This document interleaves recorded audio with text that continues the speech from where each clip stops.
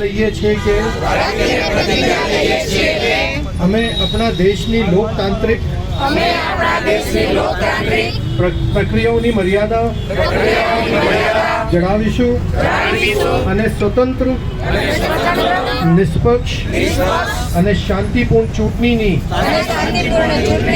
ગરિમાને જણાવી નિર્ભયતાથી ધર્મ, વર્ગ, જાતિ, સમાજ, ભાષા તથા અન્ય પ્રલોભનથી પ્રભાવિત થયા વગર દરેક ચૂંટણીમાં મત અધિકારનો ઉપયોગ કરીશું.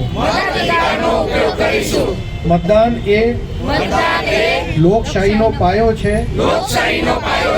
માટે રાષ્ટ્રના હિતમાં હું મતદાન કરીશ અને કરાવીશ.